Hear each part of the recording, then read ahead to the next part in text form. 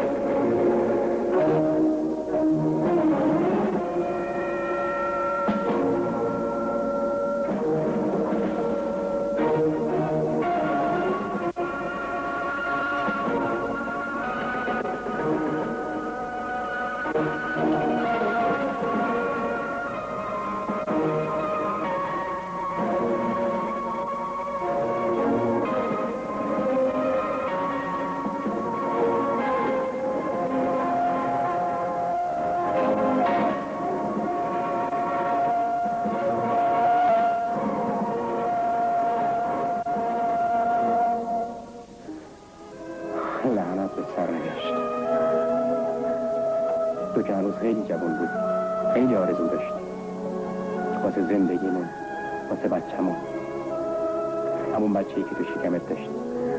یادت با انگشتات حساب می‌کردی وقتی بهار بیاد شکوفه ها وا بشه، سبزه ها در بیاد، بچه‌مون به دنیا میاد، لبخند میزنه. الان 8 دفعه بهار، 8 دفعه سبزه ها در اومده، بچه‌مون 8 سالش. اما تو کجا هست؟ زیر این خاک سیاه؟ اون بالا رو آسمونا؟ کجا هستی؟ میتونی لبخند بچه‌مون ببینی؟ همون بچه‌ای که تو رو کشت؟ نه اون خیلی کوچولو بود، خیلی معصوم، نمیتونست این گناه ها بود، نمیتونست تو رو بکشه. پس کی تو رو کشت؟ کی تو رو از من گرفت؟ اون که میگن خیلی مهربونه. پس کی تو رو کشت؟ این غمی که 8 ساله داره قلبمون میتره کنه چجوری فراموش کنم؟ به کجا برم؟ چطوری انتقام تو رو بگیرم؟ به کجا پناه ببرم؟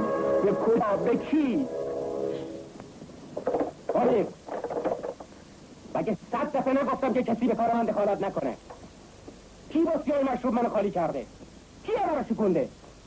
کنون احمقی جرات کرده اینا همه رو داغون بکنه؟ ده جواب بده. پس چرا حرف نمیزنی؟ میخوام بدونم کی توی خونه من دشمنی میکنه؟ پس چرا واسطی در منو نگاه میکنی؟ کی با سیاه مشروب منو شکسته؟ من شکستم. چی؟ تو شکستی؟ برای چی؟ برای اینکه دلم نمیخواست پیش از این زهرماری زندگی تو از هم بپاشه، برای اینکه برادر منی، برای اینکه دوست دارم. دوست دارم.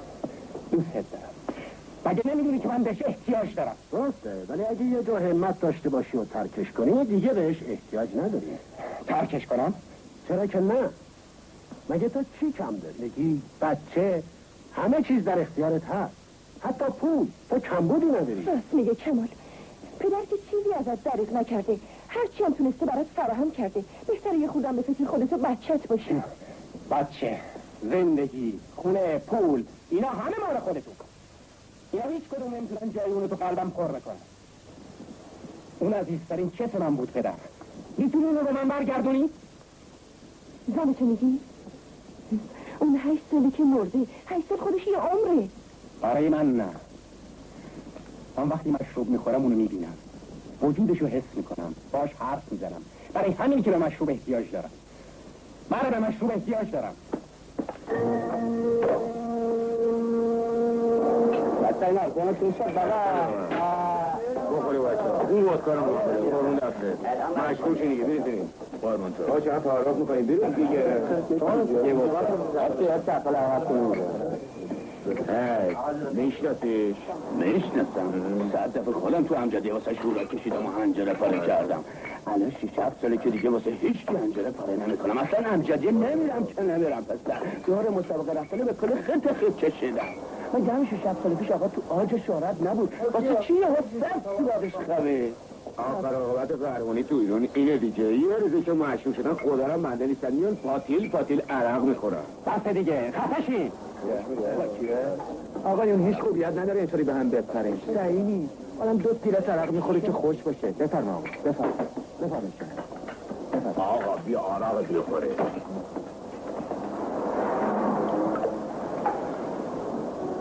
چیکار به کار مردم داری؟ عرقتو بخور. 8 سال پیش آقا قهرمان فوتبال بوده، حالا اون قهرمان عرق خوریه. به من و تو چه مربوطه؟ حالا تو زن پایی که مال گفتم خفشی. به همتون میگم. تو گفتی 8 سال پیش تو امجدیه واسه من هورا میکشیدی. خیلی خوب. حالا برو واسه یک کمان دیگه هورا بکش. اون کمان 8 سال پیش دیگه مرده. آخه زندگی که فقط تو اون میدون فوتبال خلاصه نمیشه. همه یه دردای زندگی اینجاست. میفهمین اینجا؟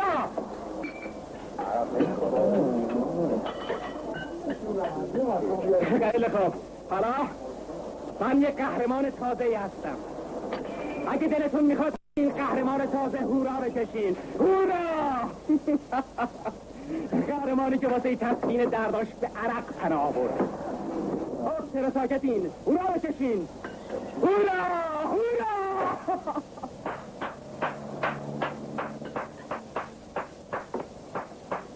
براو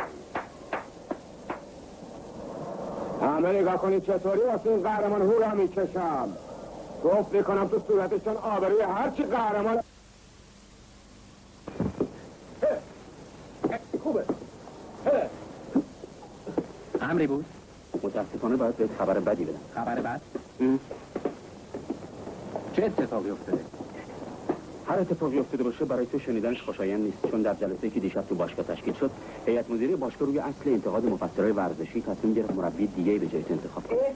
من بهت بگم بری حسابداری حساب تو تصحیح کنی، چون معلومه دیگه من از امروز حسابی تو باشگاه ندارم. بله متاسفانه همینطوری که میشه. اما تو خودت بذار جای اونا. تو بودی مربیگری جوانای مردم رو میدادی دست یه آدم معتاد، میذاشتی یه آدم الکلی بیاد به امیدهای مملکت، به چشم و چراغای مملکت تعلیم بده. اما من که روزا احتیاج به الکل ندارم. این شباست که احتیاج من شروع میشه. خودتونم میدونید. اعتیاد روز و شب نداره.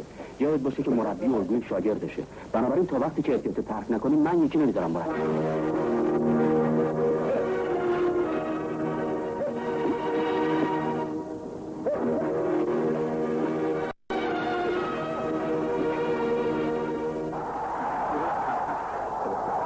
روی سر نکته هم داشتیم میخوابونه یک استوف خوب یه پاک تمیز جلو میاد جانمی زنده باشم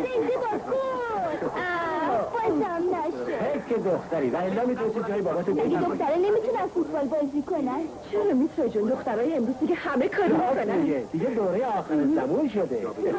مثل که بابا جونه دفاعی طرف خوب کار میکنه هافبگا کاملا جلو کشید جای فوتبال برد اوشا میرن توی دفاعی فشار زیادی روی تیم تحمل بابا جون بیا تلویزیون حقوق فوتبالشون که ارزم شد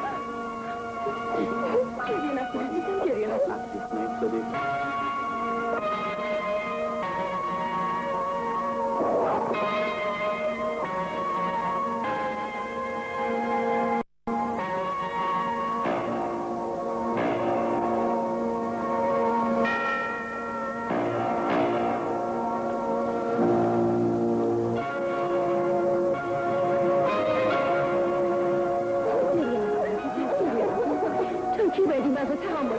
وقتی که این زهرماری از جمعش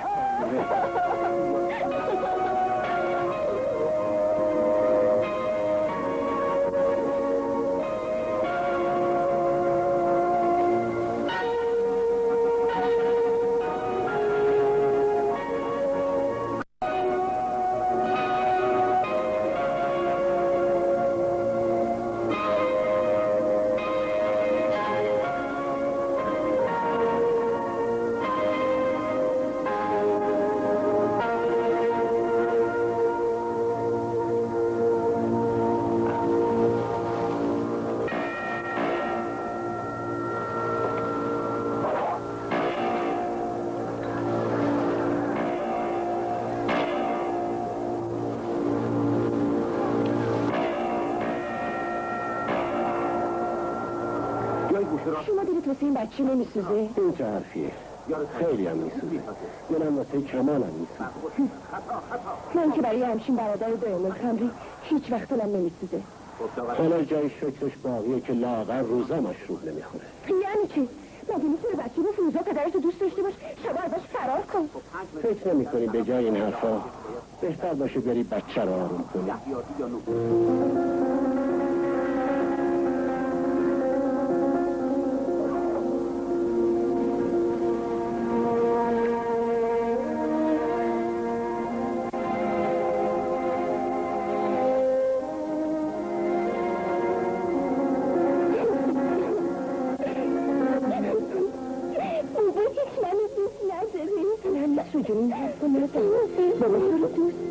خیلی هم دوست داره اما حالا حالش خوب نیست مریضه ایشون حالش خوب میشه ناراحت نباشد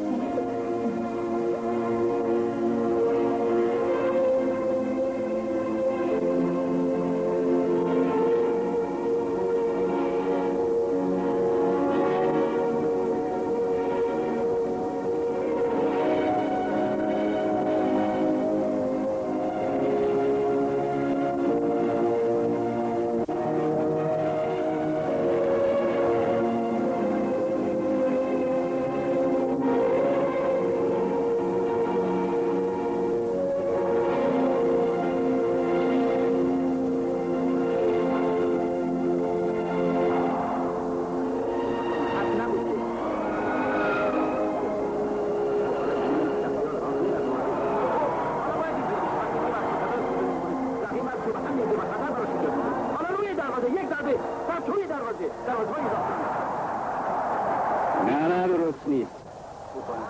وسط میدون خالیه. هفت‌بکا باید وسط زمین رو پر کنن.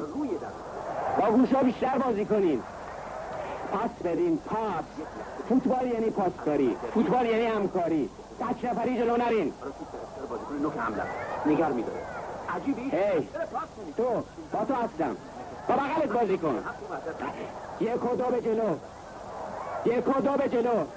خیلی خوب بالا دفاع رو جا بزن. تو پاس کن. یلا یلا پس اثر چی هستی؟ یلا شود.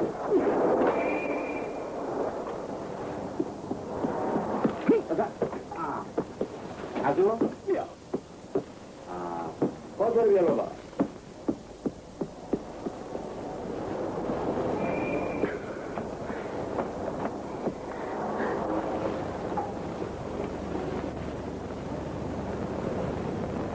سلام آقای کمال.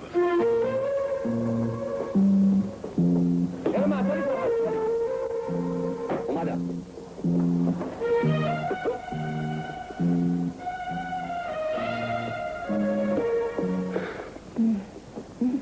حالا موازه واسه دو مستی میکنم تا خوشگل تر بشی. باشه. سلام. میترا با من قهره. حقم داره.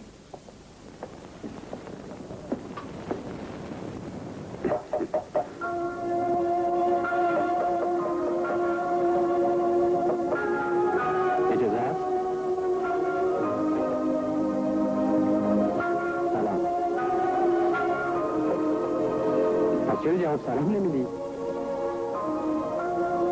اومدم ازت معذرت بخوام. دیگه اخماتو باز کن. ببین یه مرد گنده جلوت زانو زده ازت معذرت میخواد. دوباره معذرت چه قبول میکنی آره؟ خوب دیگه پس آشتی تا روز بهشتی. حالا یه ماچه گنده از اینجایی بابا بکن ببینم. قربون تو برم دختر نازم. نه این وضع دیگه نمیتونه ادامه داشته باشه. باید همین امروز تصمیم بگیری. ببین کمال الان چند ساله که از مرگ زنت میگذره. این مدت برای فراموش کردن بزرگترین دردهای دنیا هم کافیه.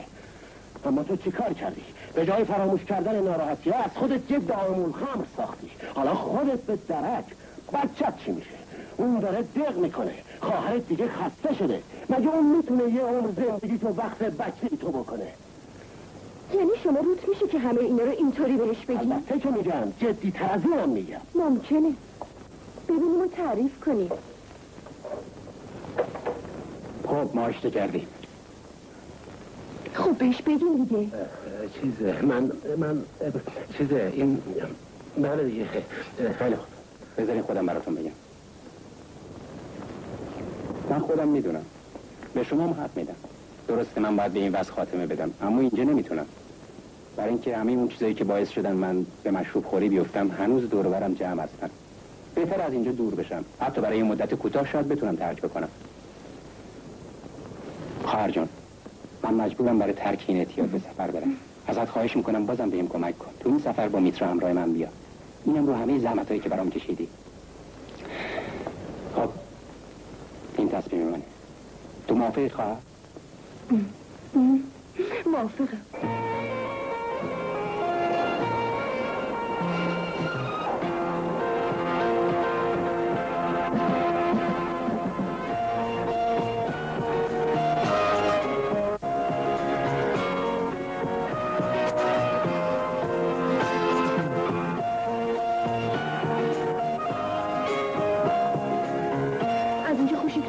خیلی من میکنم تا به کلی اعتیادم از بین بره. آمنه نه بابا چه تو پیدا کردم. بیا بازی کنی بگیرش.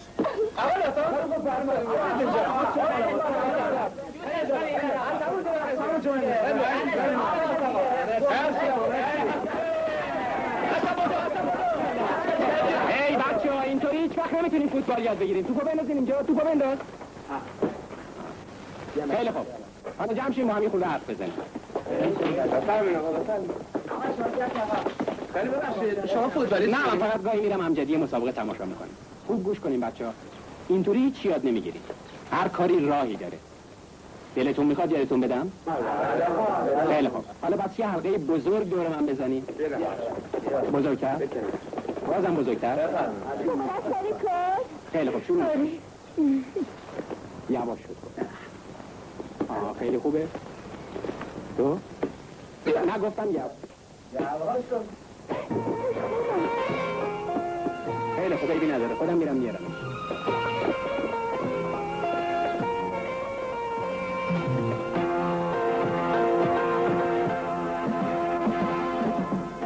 ناش تمام بساط من که به هم ریخت. خیلی معذرت میخوام خانم. مهم نیست. خیلی متشکرم. ببخشید.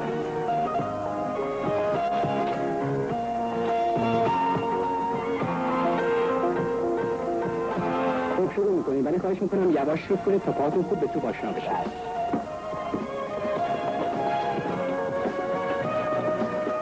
سلام.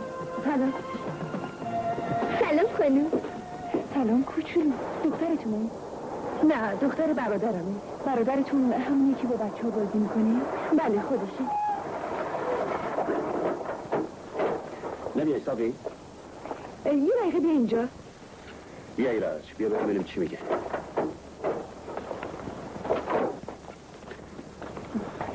سلام. با برادرم فرهاد آشنا بشین. دوستش ایرج. خوش آمدم منیر. حال شما؟ همیشه با همن هر جا برن از هم دیگه جدا. ماشاءالله ناناس خانم حالتون چطور؟ کمال یه دقیقه بیا اینجا. خیلی خوب الان میام. کمال؟ برادرتون مربی فوتبال نیست؟ چرا؟ ولی فعلا در حال استراحته. اتفاقا من یه روز تو زمین فوتبال دیدمشون. حتی جواب سلام منم ندادن. خیلی خرابه. ما برای استراحت اینجا اومدیم. ساقی نمیدونی کمال تو زمین فوتبال چی کار میکرد.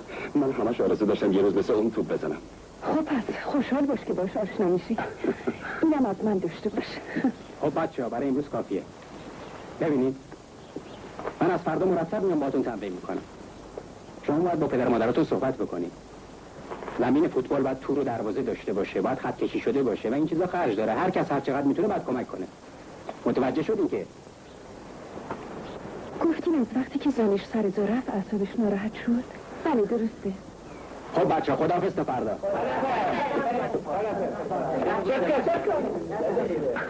سلام آقای کمال. سلام. دوستم میره. سلام علیکم. هر دومون فوتبالیست تازه کار هستیم. منم یه فوتبالیستی باز نشستم. سلام خانم. سلام. ساقی. خیلی خوشبخت. من بازم باید از شما معذرت بخوام. فراموش کنی. خوشحالم که با هم آشنا شدیم.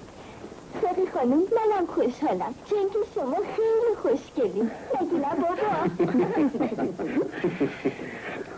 ممکن ازتون دعوت کنم که یه روز تشریف بیارین پیش ما. ما تو هتل هستیم با پدر مادرم، البته با کمال میل. به شرطی که شما پیش ما بیاین. ما یه خونه اینجا اجاره کردیم. حیف که من چند روز بیشتر اینجا نیستم. اگه اجازه بدین این چند روز با هم باشیم. اتفاقا خیلی هم خوبه. من از فردا با این بچه‌ها تمرین میکنم. شما میتونید کمک کنید. با کمال میل.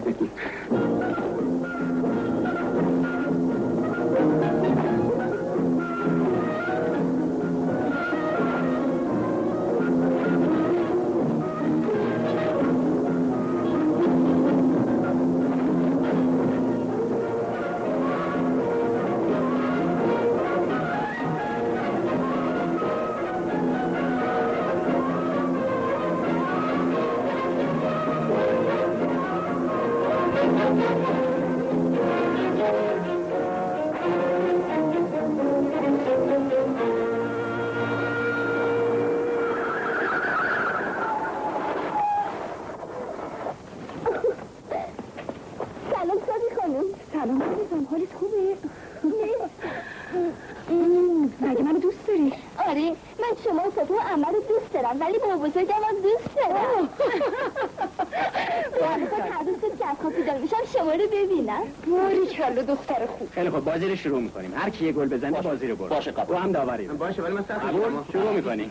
شروع کنید.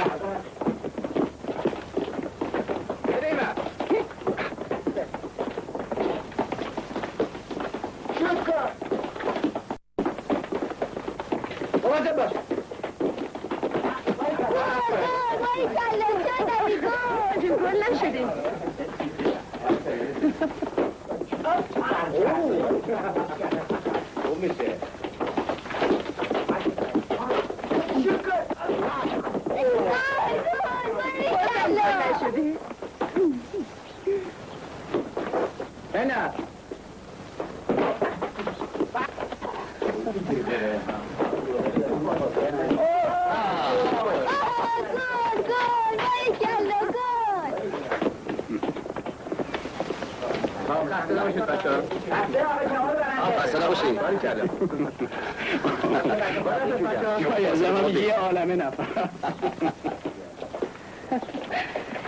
فرهاد تو که خیت کردی. هرچی باشه دود از کنده بلند میشه. اگه 10 دقیقه دیگه با بازی میکردیم تو برنده میشی. برای اینکه من دیگه از نفس میافتم. اختیار داری. خب دیگه همه حاضر برای حرکت، چون بابا و ماما بساط نهار رو بردن کنار دریا و منتظر ما هستن. بیاین یالا بریم.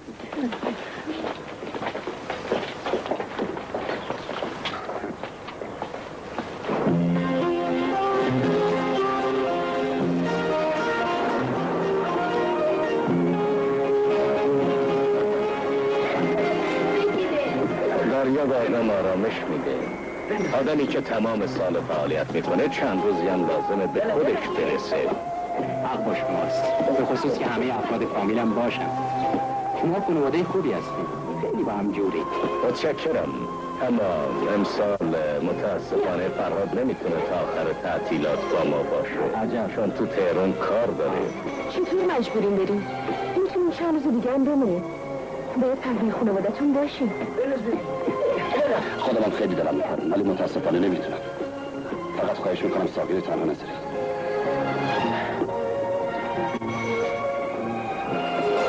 شما که هنوز دارین حرف میزنید مگه نمیاین دریا؟ شما دارین این مرد بیرم کماله میگرم. خیلی خوب بیا. ساقی خانم میگی ما رو خبر نمی کنی؟ میخواستم صدات کنم عزیزم که خودت اومدی. بیا. میدونین تمام دریا رو شنا کنی؟ ای نه آقا شما دریا نمیزنین؟ تا شما خودتون حاضر کنین منم رسیدم. بیا این دست بفرمایید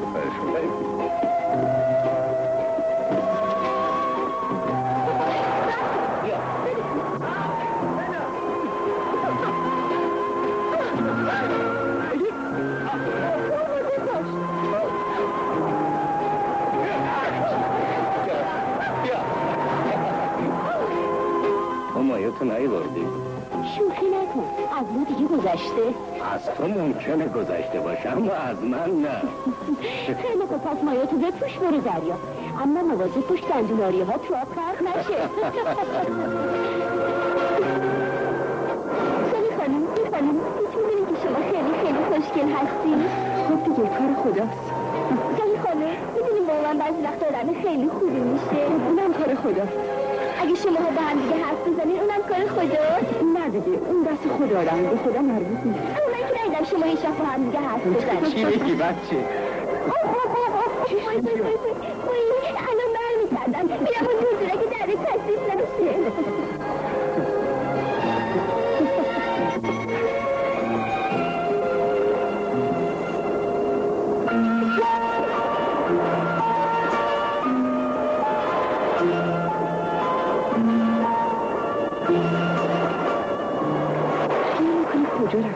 نمیدونم لابد اون پشت حتما یه کاری داشته. تو هنوز دخترتو نمیشناسی. چطور موضوع چیه؟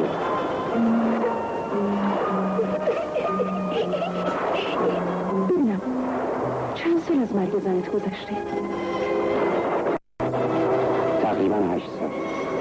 8 سال خیلی زیاده. تو این مدت هیچ به فکرت نرسیده که زندگی تو از نو بسازی یا با زنی آشنا بشی؟ نه هیچ وقت. تو خیلی خودخواهی. اصلا به فکر دخترت نیستی. ببین به جای تو اون داره تلاش میکنی. شاید هم با تو باشه اما من نمیدونم چرا هیچ وقت نتونستم به فکرش باشم. دنیا هیچ به آخر نرسیده. همیشه در حال تغییره. به این دریا نگاه کن. هر لحظه هر موجی با یه شکل تازه رو موج دیگه میفته.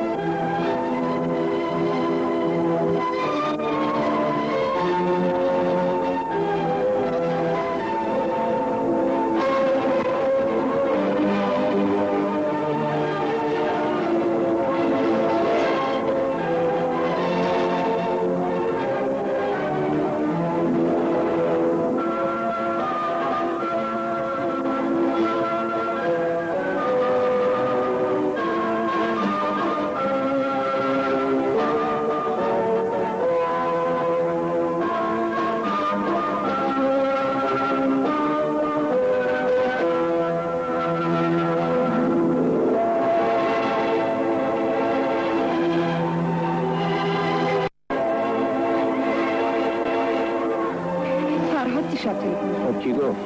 برای این تلفن کرده بود که تولد منو تبریک بگه. چون هنوز کارش تموم نشده خیلی معذرت خواست که نمیتونه بیاد و ضمن خیلی هم زیاد به تو سلام رسوند. پس فردا شب 1 سال بزرگتر میشی؟ آره، یه خط به صورتم اضافه میشه و تو فردا شب این خط رو میبینی.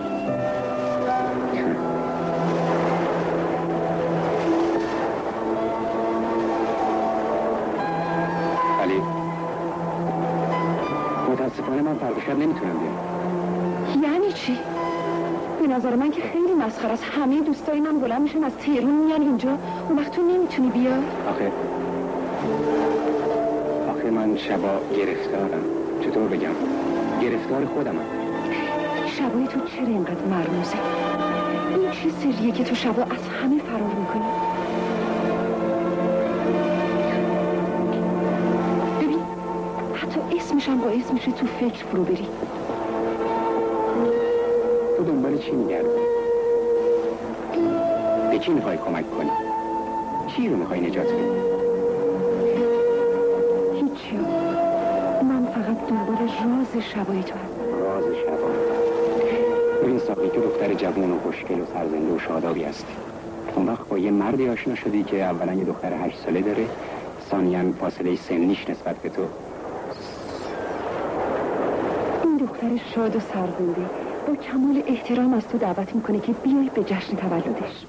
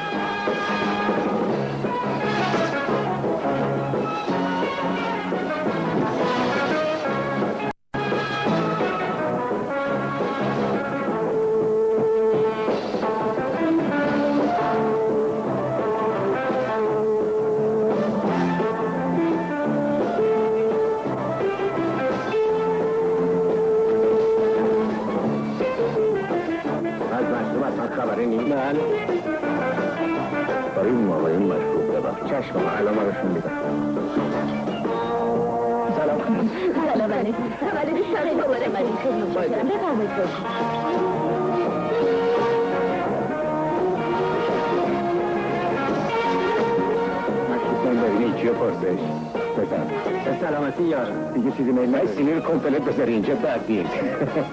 شرکانی شما.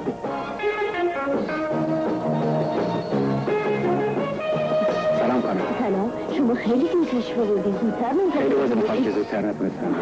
معذرت میخوام. بله. اما متاسفانه فرهاد دوستش امسال نتونستن شرکت. بله میدونم. ماما این دست یه گوش شنوایی رو بردی شروع کردی؟ سلام. چرا تنها اومدی؟ اونم اینقدر نیست؟ آخه میترا زود میخواه بمانیدم مجبور شد پیشش بمونه. خیلی خوب. دیر اومدنتون میبخشم به شرط اینکه به گفته بزرگان عمل کنی. بزرگان چی گفتن؟ بزرگان گفتن گفتن اگر آب در دست دارید زمین بگذارید و به رقص بشتابید. من که هنوز تازه از راه رسیدم چطور میتونم؟ راست میگه صافی جون، اول پذیرایی بعد رفت. خیلی خوب، پس بیا ازت پذیرایی کن. اجازه شما خانم. سلام. سلام آقا کمال، چرا اینقدر دیر اومدین؟ چرا تنهایی تشریف آوردین؟ به خانم عرض کردم منیر گرفتار بچه بود نتونست. شما میرفتین؟ والا خب برو به گفته بزرگان عمل کن. ای بچه یعنی کمی مشروب بخوریم. 2 گیلاس مشروب. متشکرم.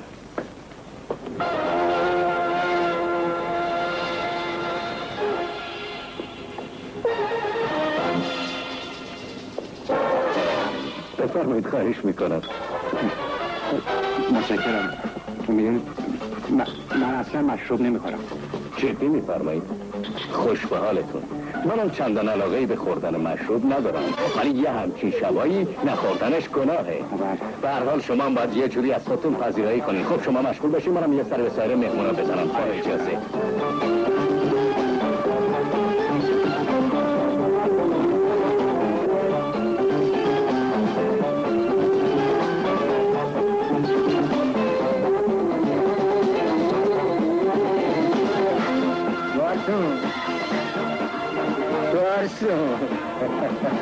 نه خیر اینطوری نمیشه، خودم میرم یه بات میارم. ای آقای دست داره مشروب و دست داری لطفاً گفت.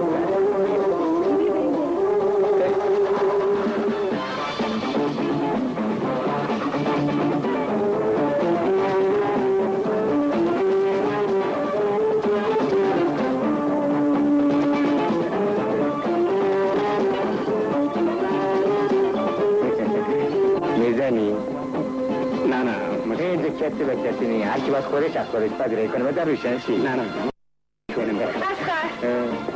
تو دیگه شورشو در آوردی، همه دارن میرقصن، اون وقت تو فقط به ودکا چسبیدی. یالا بیا بریم برقصیم. یه گیرس دیگه بزنن با نه دیگه بسته. چشم با قربونه دست دیدی نگرش تا من یه در برقصم و برگرد برو بریم زمانه باقی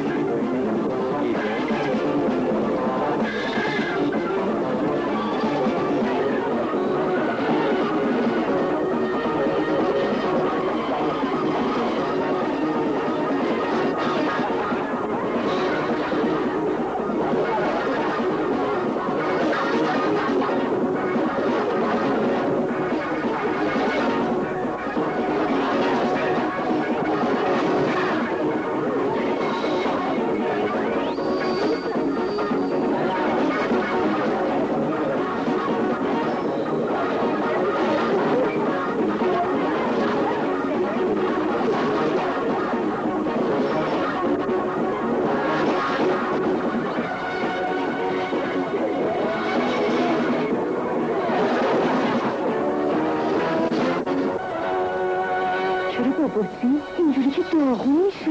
خب آره، اما من که نمیخواستم بخورم، فقط میخواستم ببینم چه مزه‌ای میده که اینقدر مردم براش سر و دست بشکنن. من بهت میگم چه مزه‌ای میده، تلخه. همین پس مزه است. درست مثل تو. همینجوری تنها اینجا وایسادی، نه با کسی حرف میزنی، نه میرقصی، نه چیزی میخوری. ببینی اقلا با دوستام آشنات کنم. بریم.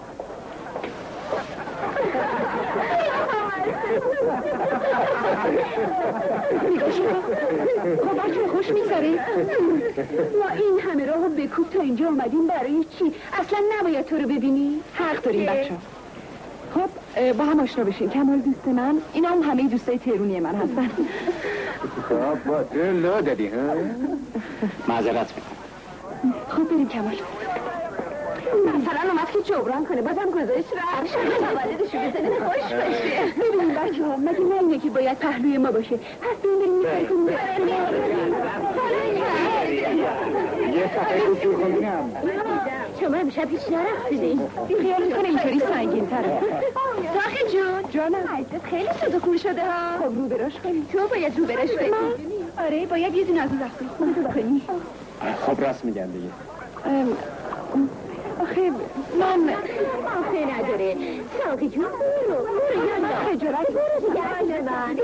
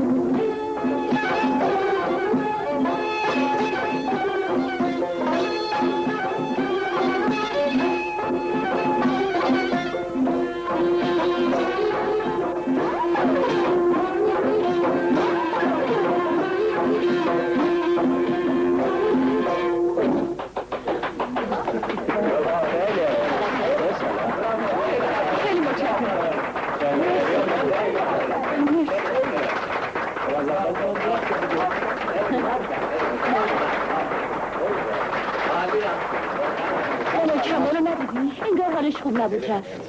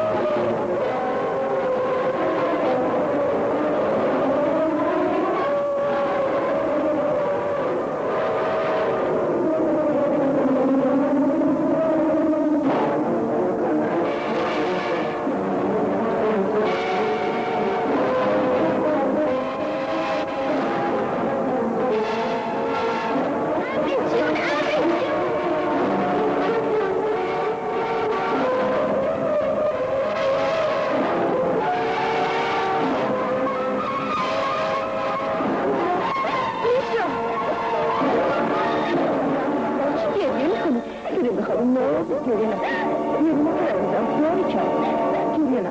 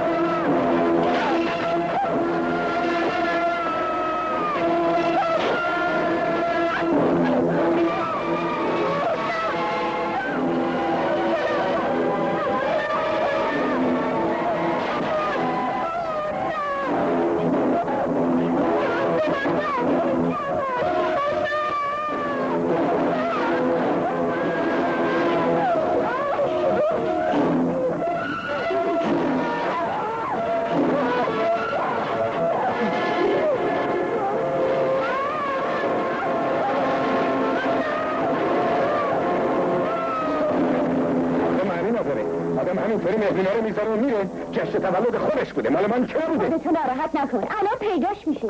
حتما یه موضوع مهمی بوده که مجبور شده بره. بچه کمی ساقی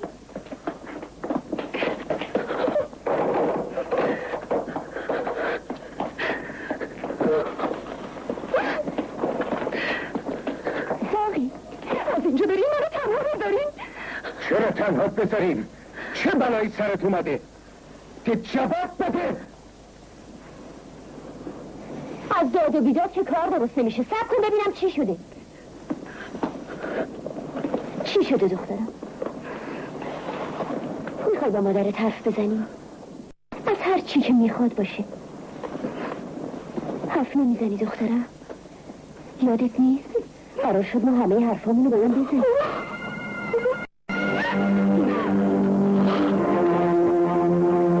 چی شده که یه لحظه باز نمیره؟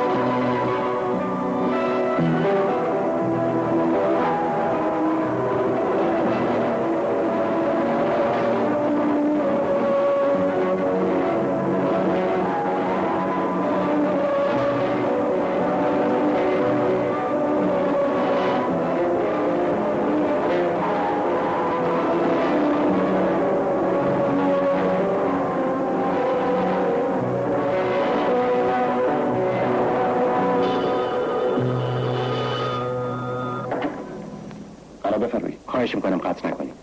خواهش میکنم قطع نکنی. برای چی قطع کنم؟ اصلا شما کجا رو میخواید؟ آخه هر وقت تلفن کردم نتونستم جوابی بشنوم. فکر میکنم اشتباه کرده باشی. ببخشید ممکنه خودتون رو معرفی کنی؟ من کمالم. کمال؟ سلام، من فرهادم. خیلی خوشحالم که باهاتون صحبت میکنم. امری داشتی؟ متشکرم فرهاد جون. ممکنه با ساقی صحبت کنم؟ برای خواهش میکنم اجازه بدین صداش کنم. ساقی تلفن.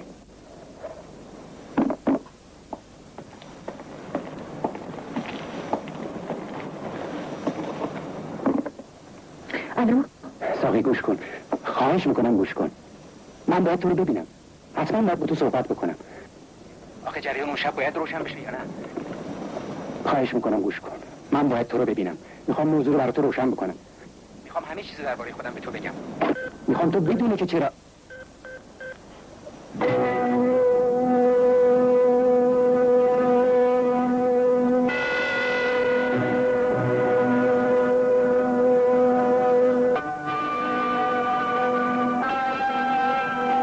ببینم ساقی این خونه چه اتفاقی؟ بلم کن.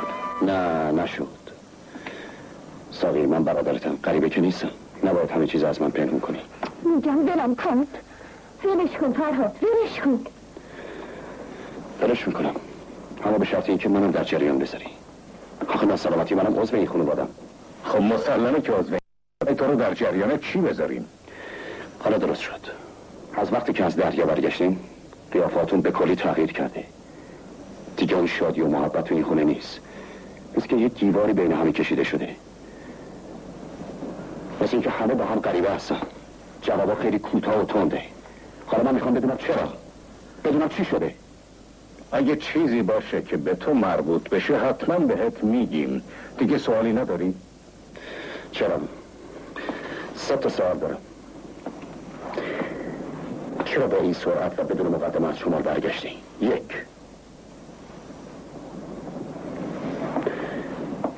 چرا به تلفن کمال جواب نمیدی؟ 2. و ارتباط این 2 موضوع چیه؟ تو داری ما رو محاکمه میکنی؟ نه محاکمه نمیکنم، میخوام حقیقت رو بدونم. چرا به تلفن کمال جواب ندادی؟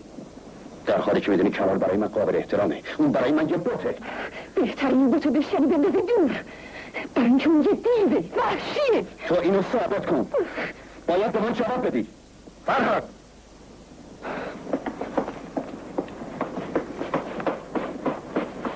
من باید همه چیزو بفهمم.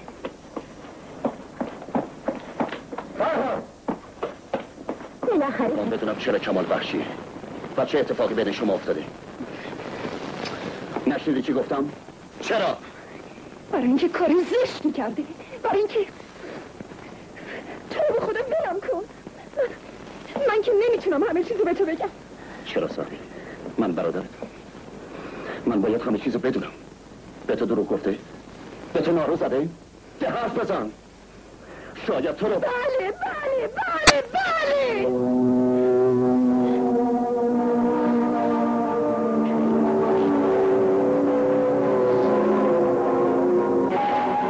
چطور میشه باور کرد؟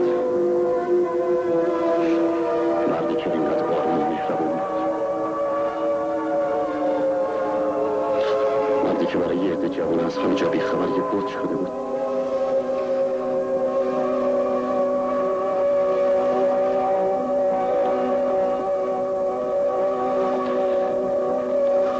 پاسه نخور، تلافی میکنم، همین بلا رو سر خواهرش میارم.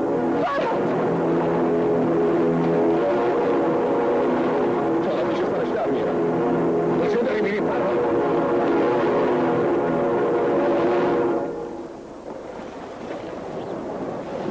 فرمایشی داشتی؟ امروز سلام فرهاد جون. سلام منیر خانم، انشالله که حالتون خوبه. ای به لطف شما بد نیست. حال شما چطوره؟ مرسی. چه میفرمایید جو؟ بفرمایید. کمال منزله؟ نه ولی ممکنه پیداش بشه. بفرمایید، خواهش میکنم. متشکرم.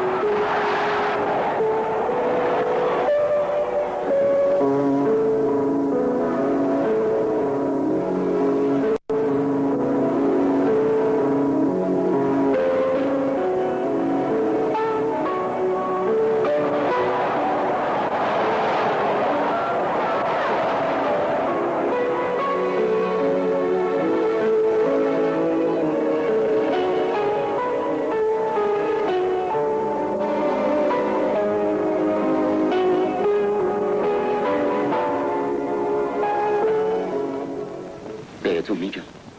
شما خوشگلین نه؟ خب وقتی یه جوونی مثل من دختر خوشگلی رو تنها توی خونه در بسته گیر بیاره چیکار باید بکنه؟ جز این که خواهش میکنم مؤدب باشی. میخوام باشم ولی نمیتونم، همونطور که کمال نتونست. کمال؟ یعنی میخوایم بگیم که اون... آره. خب اگه یه همچین اتفاقی برای خودت بیفته چی کار میکنی؟ مسلما سعی میکنی هر طور شده انتقام بگیری، اینطور نیست؟ مسلما. اما من هیچ فکر نمی کنم که شما... اتفاقا بهتره همین فکر رو بکنی، چون من معتقدم با هر ضربه‌ای که بهت حمله شد با همون ضربه باید جوابشو بدی. یعنی؟ آره درست حد زدی. مگه نه که اون خواهر منو آلوده کرد؟ پس نباید توقع داشته باشه که خواهر خودش پاک و دست نخورده بمونه. نه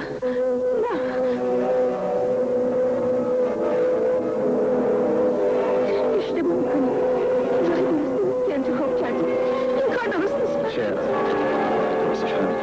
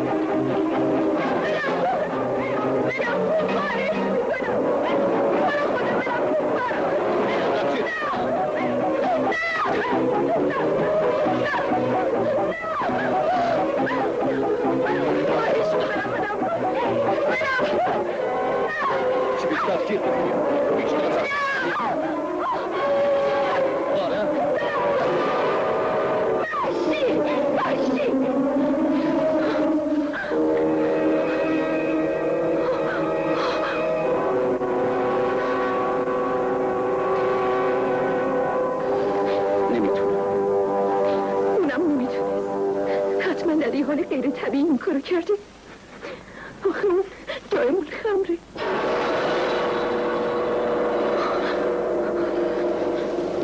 پیداش میکنم. خب پیدا کردی، حالا چی میگی؟ یعنی چی داری بگی؟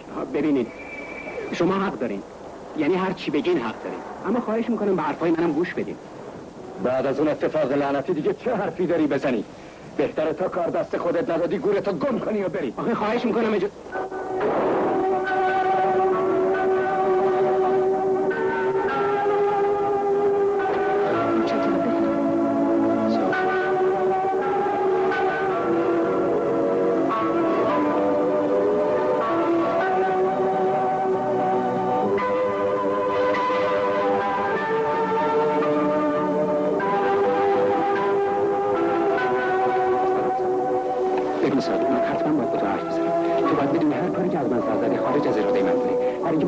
چیکار کردم؟ اگه تو با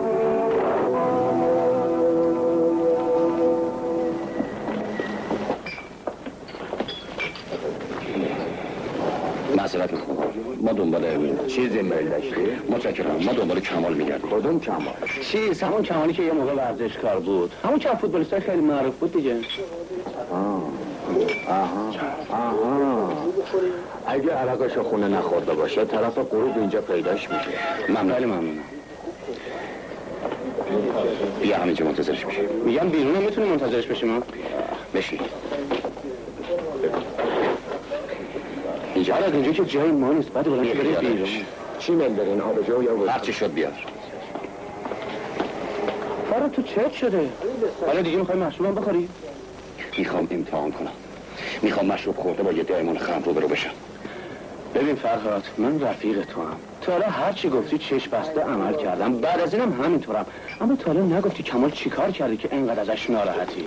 اون یه آدم پست و بیشرفه.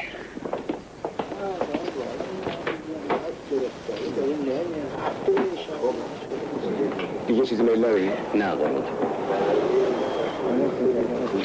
آقا بله زمان یه شرط دیگه واسه ما. چشم پیدا. بزن این من نمیخورم.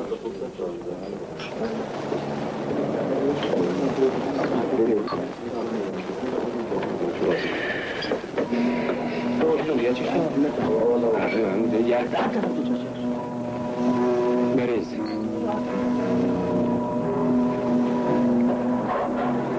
امروز خالص زود اومدی. آره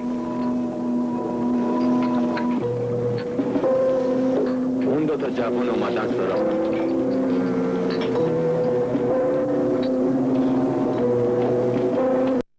کمال اومد.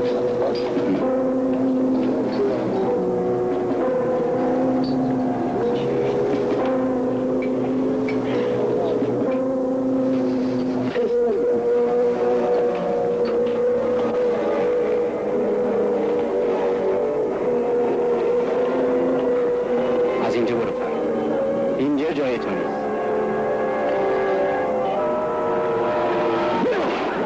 بس دیگه این چه کاریه؟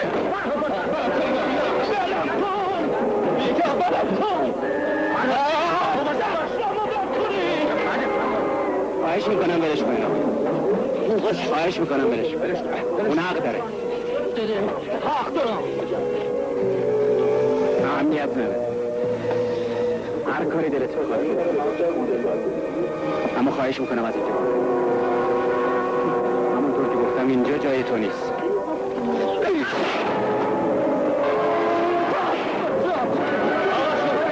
پیکه راست حالا بهت حالی میکنم.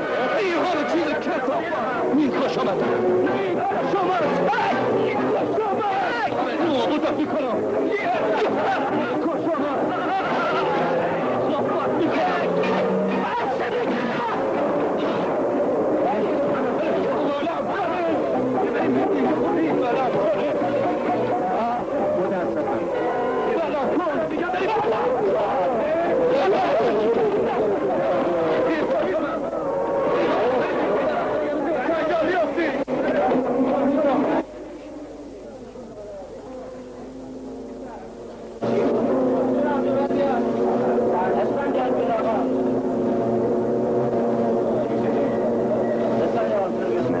اون بالاخره پیشکسوت ماست، یه موقعی قهرمان ما بوده. هر کاری هم کرده باشه بازم تو حق نداشتی اونو بزنی یا بهش توهین کنی. میدونی باید ازش معذرت بخوای، باید یه جوری از دلش در بیاری. نمیدونم چه جوری، اما باید این کارو بکنی.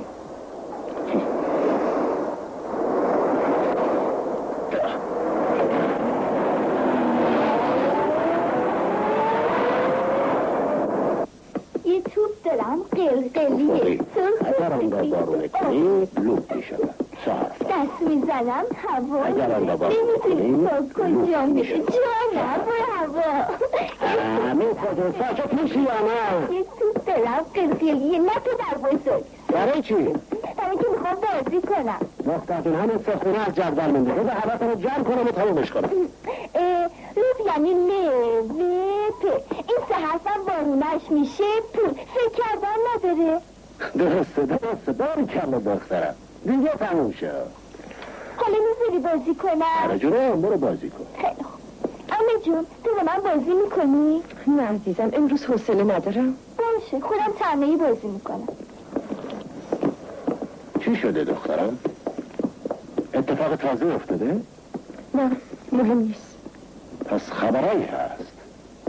2-3 روز تو خیلی غمگینی. بازم واجب کماله؟ خب معلومه دیگه. باز دیگه چی شده؟ چند روز پیش فرهاد برادر ساقی اینجا بود. اینجا؟ اومده بود چیکار کنه؟ هیچی. اومده بود همین کاری رو که کمال با خواهرش کرده بود با من بکنه. مگه کمال با ساقی چیکار کرده؟ واقعا چی؟ اگه دنیا رو آب ببره شما رو خواب برده. قربونش برم دختر خوشگلمو. آخه میخوام بدونم اون کاری که میخواست بالاخره کرد. آخه پدری خود مغزتو به کار بنداز. سلام بابا جون. سلام پدر. سلام پسرم. مونه چی میگه؟ تو با خواهر فرهاد چیکار کردی که اون حالا میخواد با بس کنیم بابا دیگه شورشو در آوردیم. بیا پدر چند تا جدول تازه برات آوردم. متشکرم خوشحالم کردی. بیا میسرا جون این همون چیزی که خواسته بودی. متشکرم بابا جون.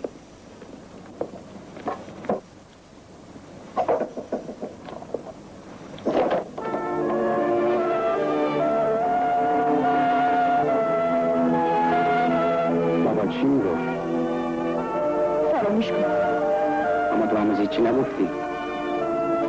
فرهاد اومده بود اینجا. فرهاد؟ چی میخواست؟ چی میخواست؟ اومده بود برای تلافی. البته او خیلی آروم بود ولی او بی مقدمه حمله رو شروع کرد. حمله؟ برای چی؟ برای چی نداره؟ گفتم که برای تلافی. اما درست موقعی که کاملا منو ترسونده بود پشیمون شد. که اینطور؟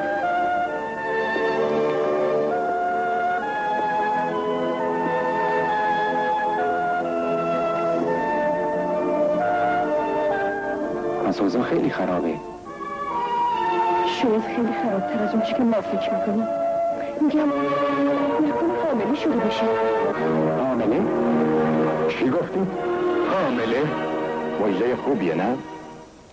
دخترتونه؟ بله دکتر.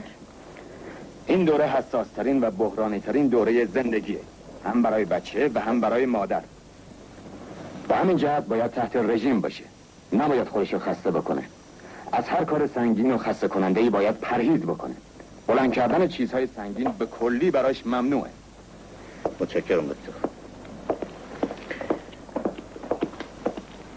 خداحافظ دکتر. خداحافظ. خداحافظ. خیلی ممنون دکتر.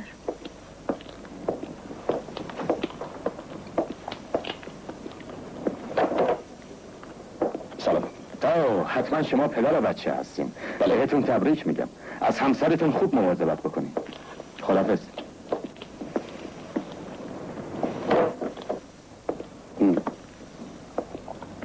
اون چی بود؟ چی میگفت؟ دکتره، برای ساقی آورده بودمش. پس چرا دکتر غریبه خبر کردی؟ پس میخواستی یه دکتر خودی خبر کنم که همه بفهمن یه بچه حرومزاده تو شکم ساقیه؟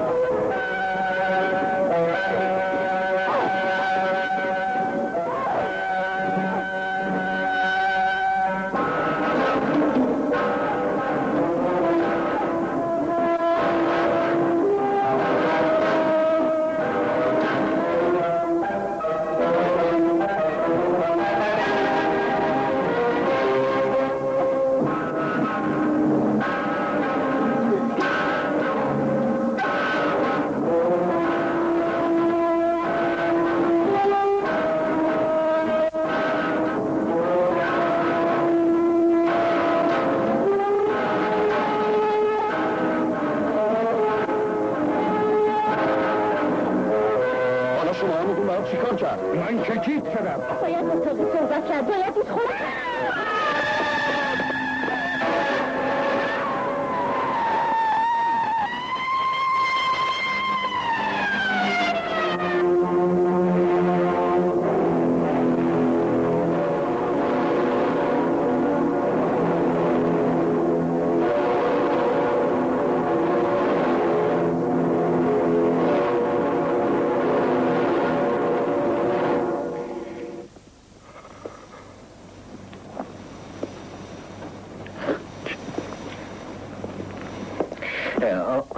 چه خبر آقای دکتر؟ ناراحت نباشین، چیزی نیست. خوشبختانه هم مادر و هم بچه هر دو سالمن. این واقعا یه معجزه. میشه ببینم؟ البته ولی فقط یه نفر از شما، چون بهتره استراحت. خواهش میکنم بفرمایید. شما هم بعد از ظهر میتونید ملاقات. خیلی متشکرم دکتر. میخواستم بپرسم که خطر به کلی را شما یاد باشید. هیچ خطری برای خیلی متشکرم. ازتون خیلی متشکرم دکتر.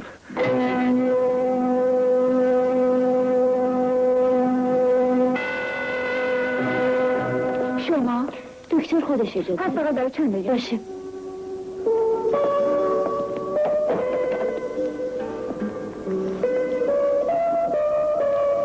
دخترم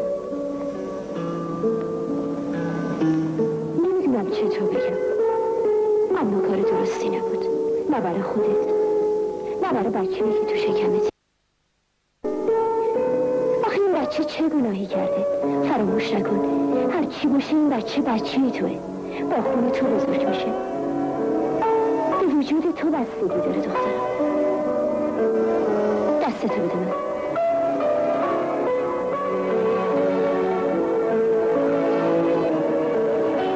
چیزی هست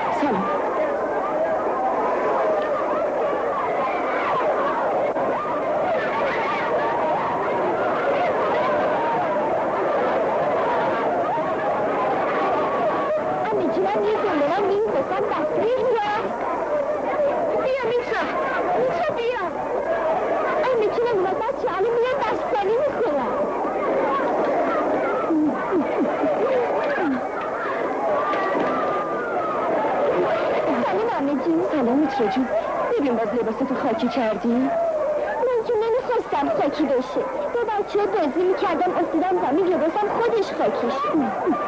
تو باید مواظب خودت باشی عزیزم. دختر باید همیشه تمیز باشه. بیا بریم.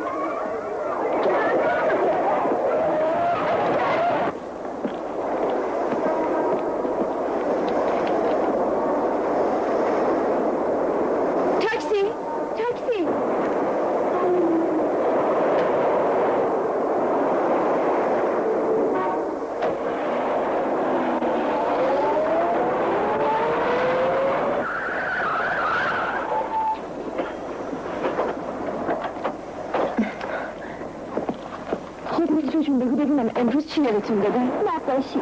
اما من نقاشی نمی کردم. ایوه چرا میتونی جون؟ چه میدونم من که نمیخوام نقاش بشم. سلام فرهاد خان. تو برو خونه جون هم بعدم میام. خیلی خوب. حالا سالی خانم خوشگل چطوره؟ حرف نمیزنی؟ خودی بازم که اومدیم اینجا دیگه چی شده؟ وحشت نکنی. با شما کاری ندارم. فقط میخواستم یه چیزی به کمال بگم. اینجا وایسادم تا بیاد. چی شده؟ اتفاقی افتاده؟ چیزی که به کمال مربوط میشه؟ نزدیک به صافی و بچه‌ش از بین برم. عجب. خب حالش خوبه؟ خوشبختانه به خیر گذشت. حالا آوردنش خونه. ولی میترسم بالاخره یه بلایی سر خودش بیاره. میتونم اونو ببینم؟ حاضری بخشش کنی؟ ترجیح میدم بمیرم ولی به روش نگاه نکنم.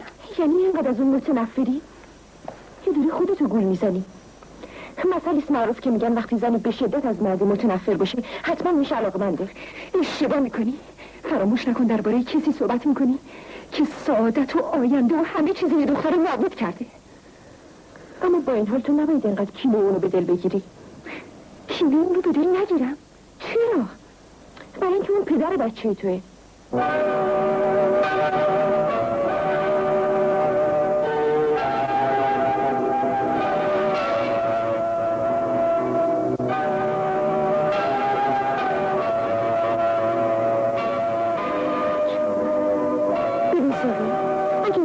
فقط یک بار با چه حرف بزنم.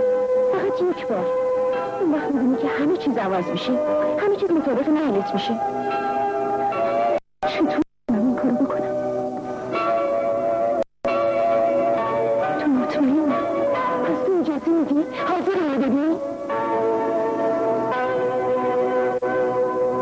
توی این دنیای بزرگ که هر که برای خودش دردی یا یه خوشحالی داره، تو این دنیایی که خوبی و بدی با هم فاصله زیادی ندارن، تو این دنیای بزرگ یه مردی بود که برای خودش یه مشت گرفتاری درست کرده بود. خب البته میخواست با این گرفتاری ها مبارزه کنه، به جنگه، اما نمیتونست. آخه آدم بی اراده ای بود. بهار دیگه هیچ وقت به سراغ این مرد نیامد. دلش سر به سر بود، هیچ نور و امیدی بهش نمیتابید، تا اینکه یه روز خورشید 2 مرتبه خودشو نشون داد. خب چه فایده؟ هنوز از نور آفتاب کاملا گرم نشده بود که ابرها 2 مرتبه خودشون نشون دادن. اینه چی مثل من میگی بابا جون؟ قصه است بابا جون. آخه من که هیچی نمیفهمم. اهمیت نداره بابا جون. آدم بعضی وقتا دلش میخواد حرف بزنه، حالا فرق نمیکنه طرفش کیه. کمال مشته بده. پیش ساقی بودم، حاضری تو رو ببینی؟ جدی؟ همین که گفتم. ساقی میخواد با تو صحبت کنی.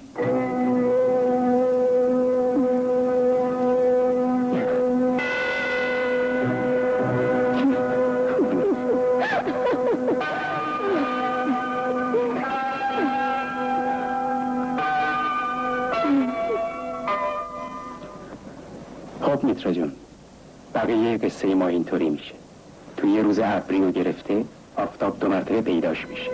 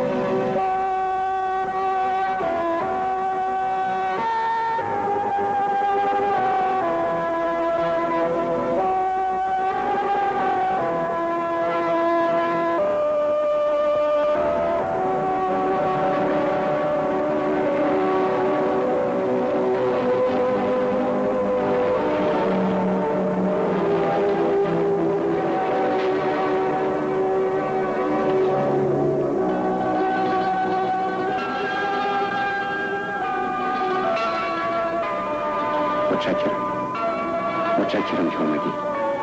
میخواستم باید حرف بزنم، لازم بود ساقی. خدا میدونم کمال، خواهرت همه چی رو به من گفت. پس تو حالا میتونم امیدوار باشم که منو میبخشی. بگو ساقی، بگو. میتونم؟ من چه کمال؟ من نتونم امیدوار مطمئن باشم که از این اعتیاد دست فر میداریم. البته قول میدم، سعی میکنم. نه کمال، من نمیخوام سعی کنی، بلکه میخوام تصمیم بگیری، اراده داشته باشی. میخوام تو به زندگی واقعی خودت برگردی. آخه تو پدر یه بچه دیگه میشی. من میخوام پدر بچه اون سالم باشه. تو باید قول بدی کمال، باید تصمیم بگیری. این جد نگم کمال، تو یا باید من اون بچه رو انتخاب کنه یا الکل. قول میدم، هرچی تو بخواد. از همین حالا شروع میکنم. متشکرم کمال. دلم میخواد دفعه دیگه که تو رو میبینم غیر از این باشه که حالا هستی.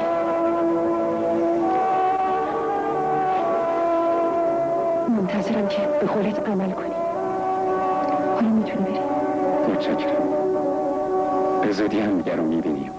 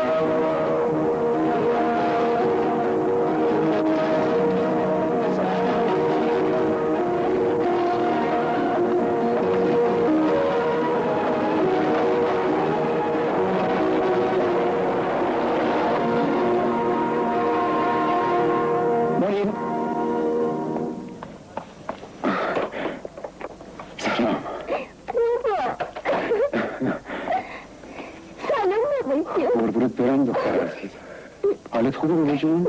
نه نازتو برم دختر.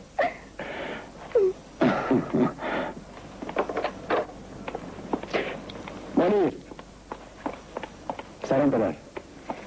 سلام پسرم. دیگه تمام شد پدر. نه تمام نشده، یکیش مونده. چند حرفیه؟ 4 حرفیه. اسم و ساقی. هم درسته. منیر آشپز خونم. منیر جون ازت متشکرم برای همه چیز، برای همه کارات. اونو دیدی؟ آره دیدمش. خب نتیجه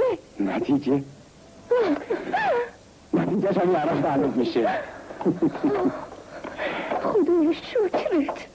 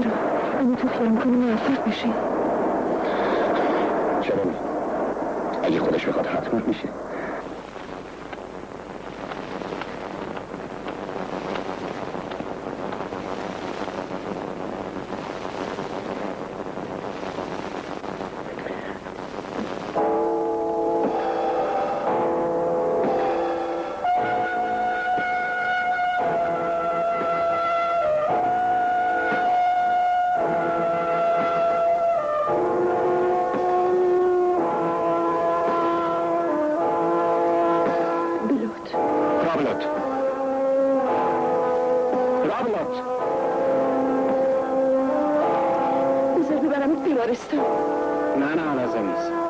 یه دندگی نکن، تو بدون دوا دکتر تنهایی نمیتونی موفق. میتونم.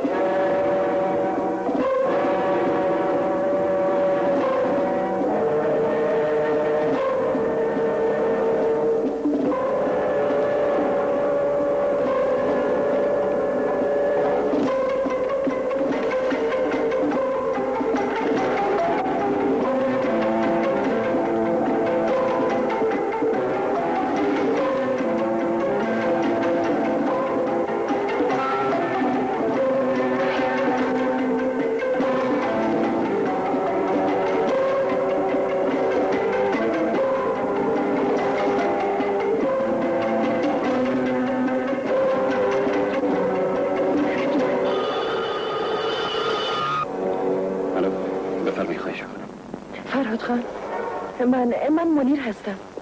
حال کمال خیلی بده. من به کمک شما احتیاج دارم. ساقی هم حالش خوب نیست. الان دکتر پیششه. با این حال شما بریم. من الان میام. خیلی خوب.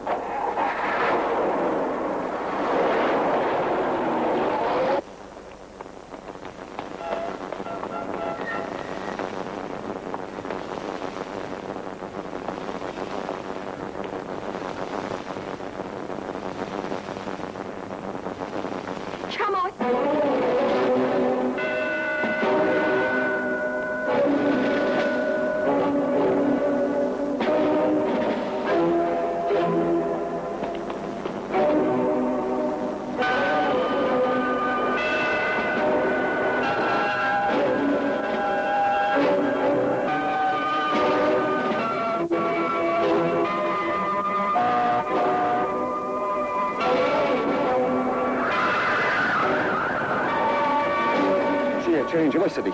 کمال از خونه رفته. کجا ممکنه رفته باشه؟ نمیدونم. باید توی یکی از مشروب فروشای این حدود سواشو بدی. بیا.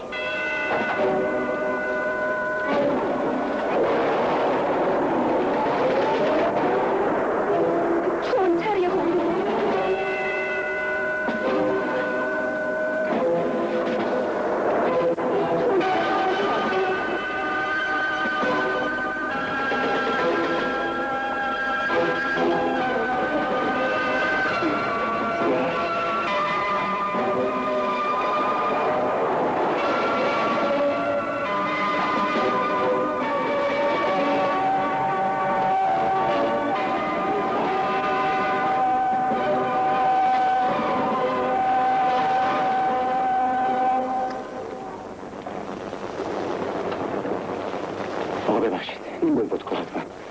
معذرت بخوام. دیگه تعطیل شده. خواهش میکنم آقا، من زیاد معطل نمیکنم. زود میخورم و میرم.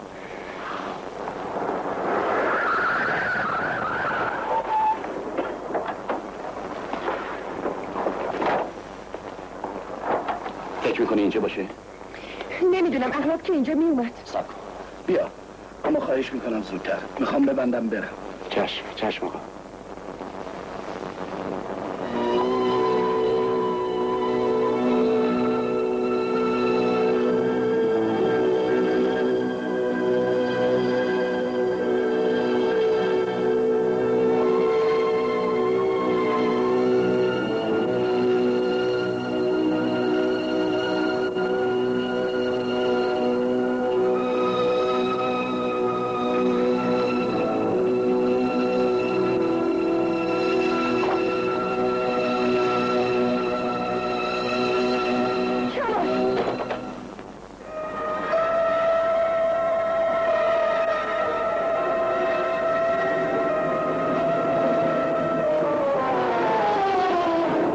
میکنم کمال اونو نخور. تو که تا حالا نخوردی، حالم نخور.